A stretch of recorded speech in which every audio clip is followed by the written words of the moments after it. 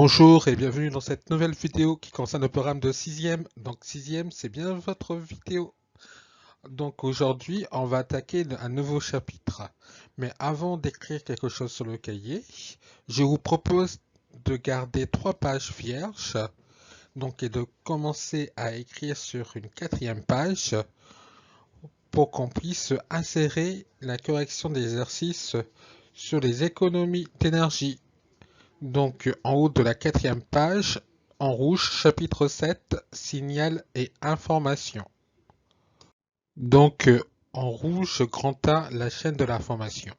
Et cette vidéo ne va traiter que de cela. Mes objectifs pour cette vidéo sont que vous soyez capable de définir ce que c'est qu'une chaîne d'information et d'identifier les différentes formes de signaux possibles. Donc, le cours est divisé en 4 parties. La première partie est composée d'une activité que nous allons faire ensemble qui concerne le début de journée de Paul, qui est un élève de 6e. Après, nous allons voir 2 petites vidéos. D'abord, l'attaque d'un ours par une mouflette, puis comment une personne aveugle puisse trouver exactement ce qu'il cherche. Dans la deuxième partie, nous allons parler d'un jeu de géocaching que vous connaissez. Et nous allons voir aussi comment voir qu'une télécommande de télévision fonctionne ou pas. Nous allons faire la synthèse sur le cahier, puis en fin de vidéo, je vous proposerai 3 petits exercices. Donc, à votre avis, peut-on donner une information en un ordre à autrui sans faire des phrases? Autrui, je le prends cela dans le sens large, c'est-à-dire ça peut être soit une personne, soit un objet technique. De même, peut-on recevoir une information en un ordre d'autrui, dans le sens général que j'ai donné précédemment, sans que des phrases soient émises. Pour cela, je vous propose de voir le début de journée de Paul, qui est un élève de 6e. Nous allons utiliser le tableau qui se trouve dans le document complémentaire. Donc, ce tableau, comment est-il constitué? Par ligne, vous voyez différentes situations que nous allons voir dans le début de la matinée de Paul. Dans chaque situation, je vais vous demander de dire qui est l'émetteur, c'est-à-dire celui qui provoque la situation, qui est le destinataire, donc c'est la 3e colonne, et comment l'émetteur donne le message au destinataire. Donc quelle est la forme du message? Ça constitue la 2e colonne. Et la dernière colonne, c'est l'information ou l'ordre transmis par l'émetteur au destinataire. Si vous regardez le tableau, vous voyez que j'ai marqué dans 2 phrases « On remplit ensemble après ».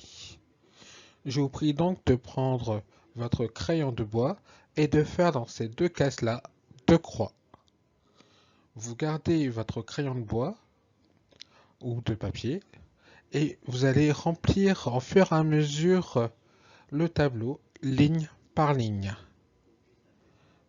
Alors, nous allons commencer la matinée de Paul. 6h29, Paul dort paisiblement. 6h30, tout d'un coup.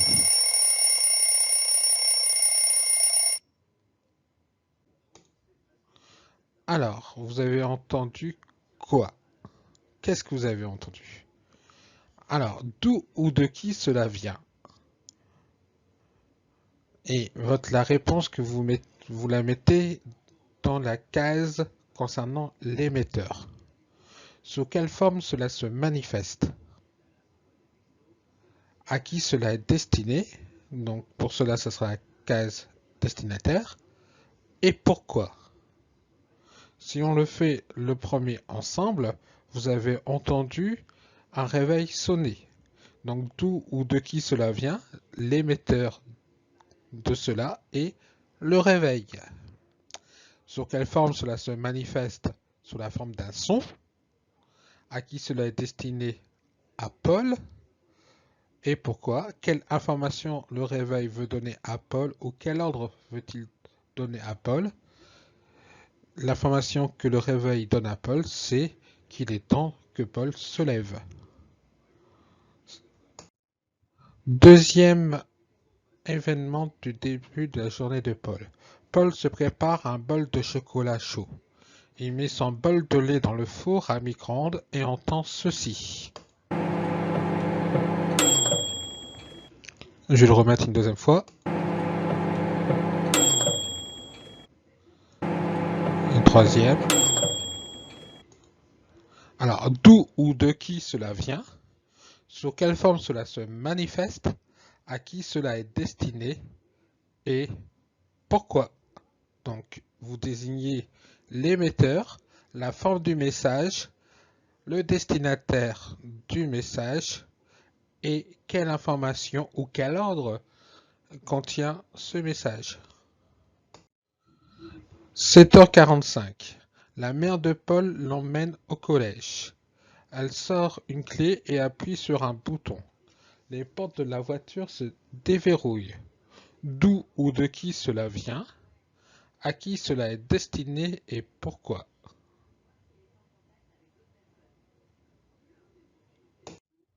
7h50.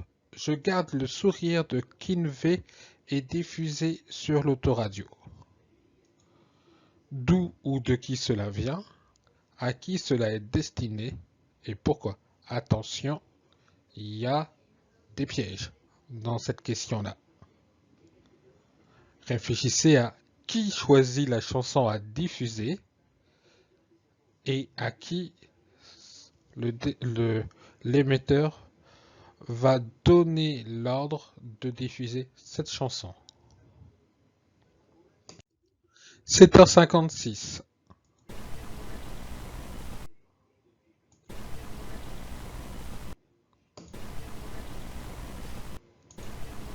Dernière fois. Alors, d'où ou de qui cela vient? Sous quelle forme cela se manifeste? À qui cela est destiné? Pourquoi? 8h03.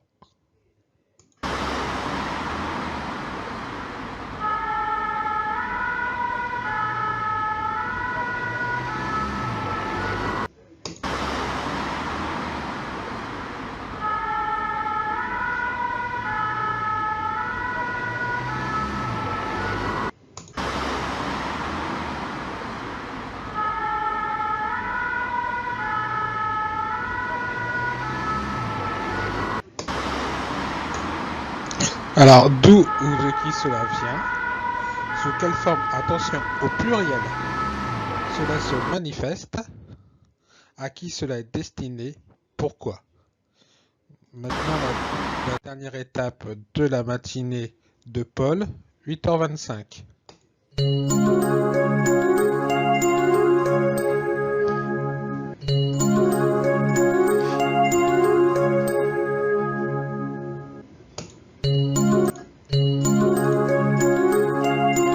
Alors, d'où ou de qui cela vient? Sous quelle forme cela se manifeste? À qui cela est destiné? Pourquoi? Donc, normalement, vous devez tout remplir le tableau, à l'exception des cases qui est de croix. Donc, si vous avez besoin d'un petit temps pour bien remplir, je vous propose de mettre la vidéo en pause, puisque nous allons voir maintenant toutes les réponses.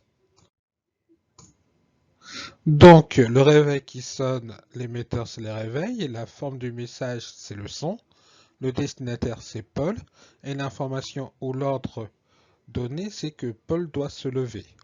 C'est ce que nous avons vu tout à l'heure ensemble.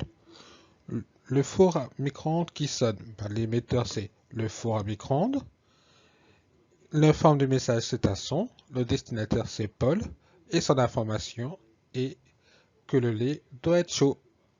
Le déverrouillage de la voiture, c'est la mère de Paul qui appuie sur le bouton.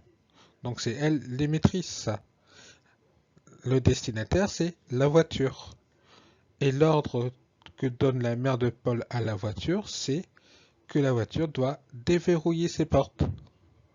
L'autoradio qui fonctionne, qui choisit la chanson à diffuser ou l'émission à diffuser? C'est la station de radio. Le destinataire, c'est l'autoradio. Et l'information ou l'ordre ici que donne la station de radio à la radio, à l'autoradio, excusez-moi, c'est de diffuser la chanson de Kinvey. Le feu qui passe au rouge, l'émetteur c'est le feu tricolore. La forme du message est visuelle. Destinataire ici c'est la mère de Paul. Et l'ordre donné au feu tricolore à la mère de Paul c'est qu'elle doit s'arrêter. Le camion de papier qui franchit le feu, l'émetteur c'est les pompiers. Là, vous avez eu à la fois un signal sonore et visuel. Donc la forme du message est son et visuel. Destinataire, c'est les usagers de la route. Et l'ordre passé, c'est laisser passer les pompiers. La sonnerie du collège a comme émetteur l'administration. Forme du message, un son. Destinataire, tous les usagers du collège, pas seulement les élèves. Et l'ordre donné, c'est pour les élèves, se ranger pour le premier cours. Pour les professeurs, c'est d'attendre un peu et d'aller chercher les élèves pour les accompagner en classe et commencer la première heure de cours. Je vous propose de voir maintenant une rencontre fâcheuse pour l'ours entre lui-même et une mouflette. Regardez bien ce que va faire la mouflette à l'ours. Oh, he's chasing a skunk. Sorry. Yeah, the bear's running after a skunk and it's standing like 3 feet in front of him. Oh, the skunk just charged at the bear with his tail raised. Oh my word, this is really funny. I got it on camera, I'm recording it. Voilà, vous avez vu, the bear just got sprayed la and ran mouflette away. a envoyé un liquide sur le museau de l'ours. Ce liquide est produit par ses glandes anales. Et c'est un liquide qui a une odeur vraiment atroce et très tenace. Donc, je vous propose de mettre la vidéo en pause, le temps de pouvoir déterminer qui est l'émetteur, sous quelle forme le message est transmis, qui est le destinataire du message et quelle information ou l'ordre est contenu dans le message. Donc, mettez la vidéo en pause parce que va venir maintenant la solution. Donc ici, évidemment, l'émetteur, plutôt l'émettrice, c'est la mouflette. La mouflette a envoyé un liquide malodorant. Donc la forme du message est un message olfactif. Donc vous voyez, on peut envoyer, comme on l'a vu tout à l'heure, des messages de manière visuelle, de manière sonore. Et là, c'est un autre support pour passer le message, c'est l'odeur. Le destinataire du message, c'est l'ours, et le message contenu est, plutôt je devrais dire l'ordre contenu est « Laisse-moi tranquille ».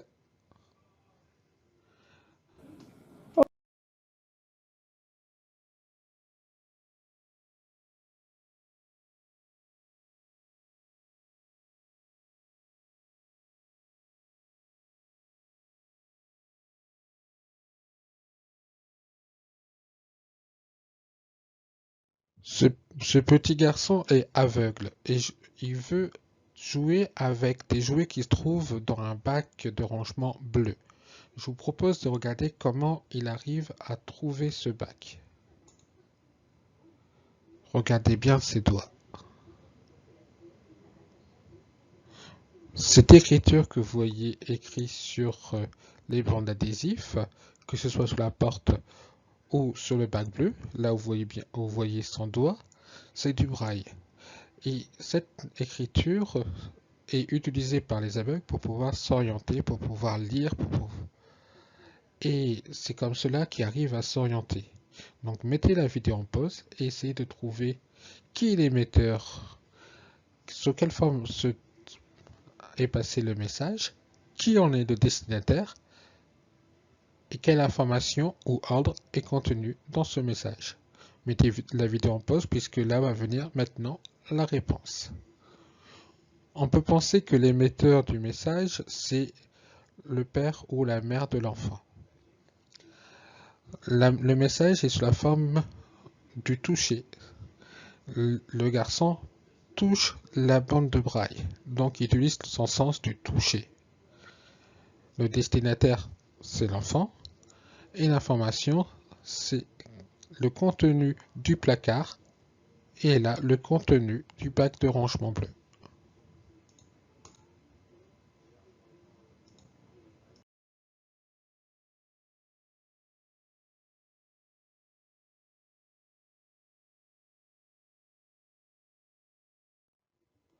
Donc, si on résume, on a vu différents cas. Là, je vous ai mis 4 qu'on a vus ensemble. Je vous ai rajouté un que je ne pouvais pas vous montrer puisque j'ai rien de trouvé très pertinent pour vous le montrer. C'est un plat trop salé. Donc, le réveil qui sonne, on va utiliser ses oreilles pour le déterminer, c'est-à-dire son sens de l'ouïe. Le feu qui passe en rouge, on va utiliser sa vue. La mouflette et l'ours. L'ours, pour capter le message de la mouflette, a utilisé son odorat. Le braille, pour pouvoir le lire, il faut utiliser son sens du toucher. Et un plat trop salé, on va le savoir avec le 5e sens, c'est-à-dire le goût. Ouïe, vue, odorat, toucher et goût sont les 5 sens. Et on peut percevoir un message ou un ordre provenant d'un émetteur par ces 5 sens. La parole, le discours, que ce soit en français ou dans n'importe quelle autre langue, est perçu par son ouïe. Mais effectivement, c'est le vecteur qu'on utilise le plus. Mais ce n'est qu'un exemple de ce qu'on peut percevoir avec son ouïe. Et l'ouïe n'est qu'un des 5 sens par lequel on peut capter n'importe quel message. Là, maintenant, vous pouvez me dire, bah, je veux bien, mais pour le déverrouillage de la voiture ou pour l'autoradio qui fonctionne, on n'a rien vu qui utilise les 5 sens de la voiture ou de l'autoradio. Et cela est normal parce que la voiture et l'autoradio ne sont pas des êtres vivants, c'est des objets techniques. Et pour qu'on puisse communiquer avec des objets techniques, on utilise des ondes. Et dans les deux cas, on va utiliser des ondes radio, qui est un cas d'onde qui existe. Donc, ce qu'il faut bien savoir, c'est que si l'émetteur et le destinataire sont deux êtres vivants, pas forcément des êtres humains, hein, ça peut être aussi des animaux, eh bien, le destinataire va utiliser un de ces 5 sens. Par contre, si la communication est envers un objet technique, eh bien, cela va se passer par des ondes. Là, je vous propose de visualiser une espèce d'onde. Et pour cela, je vous propose de visualiser la lumière émise par ma télécommande de télévision. Donc ici, dans cette vidéo, vous voyez la télécommande de la télévision.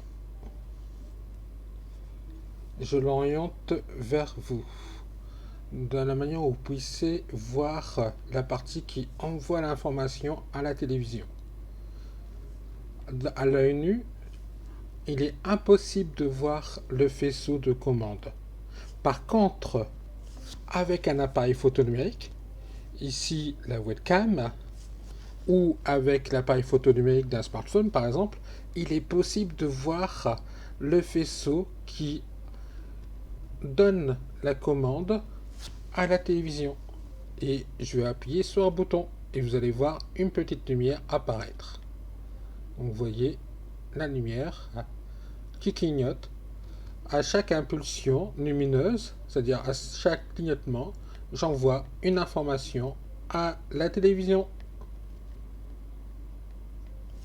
Voilà. Je vous propose de regarder une petite vidéo sur un jeu que vous connaissez, j'imagine. on est passé dans la rue Cuillère, Donc là, j'imagine que vous la avez rue des reconnu le bars à jeu. Caen, avec Il tous les s'agit gens de Pokémon très Go. bruyant, impossible de faire une prise Ça- là-bas d'ailleurs, c'est C'est un exemple de ce qu'on appelle vraiment une un catastrophe. jeu de geocaching. Mais il y avait rien du tout dans la rue Un comme jeu de Pokémon, donc, geocaching enfin il y avait juste un petit ratatouille. Ah par contre le mystère là, il m'intéresse, que j'ai pas encore Ici, vous Raflesia, voyez l'écran divisé en deux tous les parties. avoir orti et mais Dans la grande 535, partie j'ai toujours des bons gauche, mystères. la plus J'en ai grande, pas eu beaucoup, vous mais ils ont voyez ce toujours que été très bons. observe On va y aller à la Super le Bowl joueur. direct. Merde, Tandis c'est mon qu'à ski bouge, droite, c'est chiant. Fais vous pas chier. voyez Voilà, par ça devrait passer. séquence Les Frambi Super Bowl. le GPS de Là, si ça passe pas clairement. l'utilisateur avec sa position Pas normal. et la Ok, ça passe position tranquille. des différents objets qu'il cherche, ce qui est le cas ici, soit des séquences de jeu comme vous avez pu le voir tout à l'heure.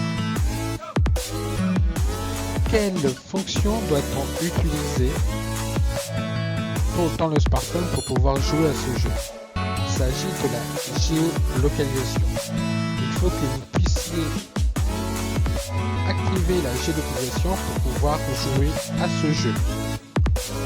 Maintenant, nous allons voir comment fonctionne une géolocalisation.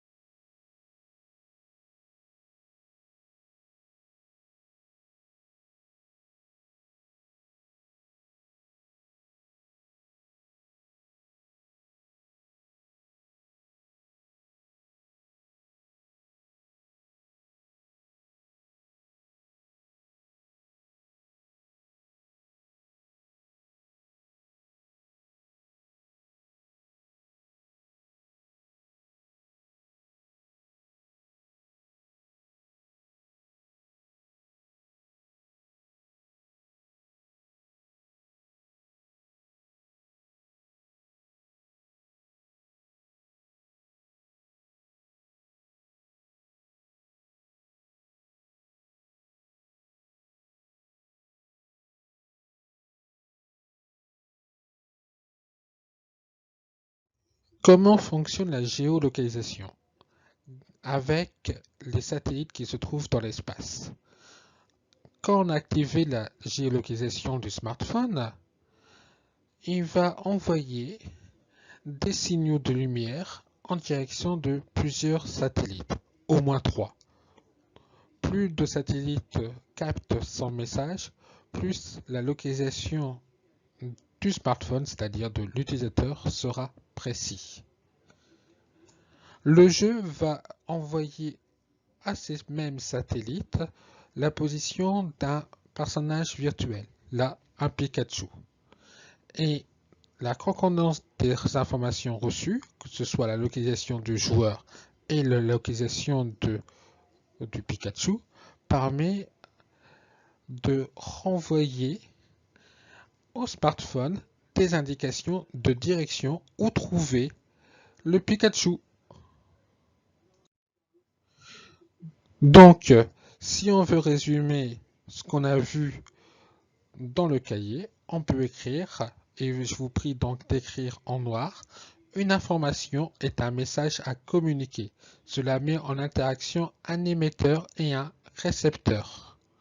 L'émetteur est un être vivant ou un objet technique qui transmet un message. Le récepteur est un être vivant ou un objet technique qui, lui, reçoit un message. Pour transmettre un message, l'émetteur utilise un moyen de transmission. Il s'agit du signal. Un signal peut être de différents types qui appellent à nos sens. Donc auditif, sirène, visuel, feu tricolore, braille, toucher ou aux ondes, radio, Bluetooth, Wi-Fi, lumière. Cela si l'émetteur et le récepteur sont des objets techniques. Vous retrouvez le bas de la diapo précédente en haut de celle-ci.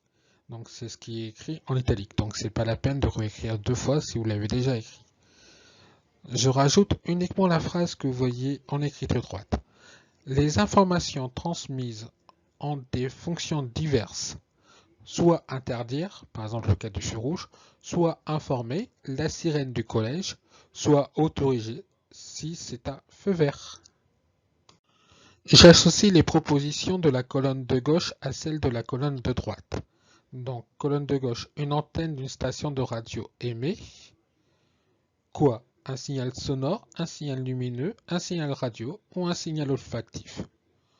De même, une cloche émet, un diffuseur de parfum émet ou une lampe émet. Mettez la vidéo en pause puisque va venir maintenant la solution de cet exercice. Donc une antenne d'une station de radio va émettre un signal radio qui est capté par l'autoradio. Une cloche va émettre un signal sonore. Un diffuseur de parfum émet un signal olfactif. Et une lampe va émettre un signal lumineux. Nous passons au deuxième exercice. Donc, pour ce qui est en toute sécurité, les pistes des stations de sport d'hiver sont délimitées par des panneaux de différentes couleurs. Ce que vous voyez en haut. Question. Quelle information est apportée par la couleur de ces panneaux? Par quelle forme de signal est transmise ces informations? Pourquoi faut-il être très prudent lorsqu'on fait du ski dans le brouillard? Mettez la vidéo en pause puisque va venir maintenant la solution. Donc, quelle information est apportée par la couleur de ces panneaux? La dangerosité de la piste. Par quelle forme de signal est transmise ces informations? Par un signal visuel. Pourquoi faut-il être très prudent lorsqu'on fait du ski dans le brouillard? Dans le brouillard, on risque de ne pas voir ces panneaux. Donc, voici le dernier exercice. Un chien jaune est un opérateur qui guide les avions manœuvrant sur le pont d'un porte-avions. Le nom de chien jaune vient du gilet de couleur jaune que les opérateurs portent pour être plus visibles pendant les opérations et du fait que les opérateurs crient, aboient leurs consignes pour se faire comprendre. Question. Pourquoi les opérateurs sont-ils habillés en jaune sur un porte-avions? Quelles sont les formes de signaux envoyés par les chiens jaunes au pilote? Pourquoi le pilote a-t-il besoin de recevoir des informations du sol? Quelle autre forme de signal vont utiliser les pilotes durant le vol? Donc mettez la vidéo en pause, le temps de répondre par vous-même aux questions, puisque va venir maintenant les réponses. Donc la couleur jaune a été choisie pour leur permettre d'être bien vus. Ils envoient des signaux sous la forme sonore. Les pilotes ont besoin de ces informations pour réussir leur manœuvre. Et quelle autre forme de signal vont utiliser les pilotes durant le vol? Ils vont communiquer avec le porte-avions par onde radio.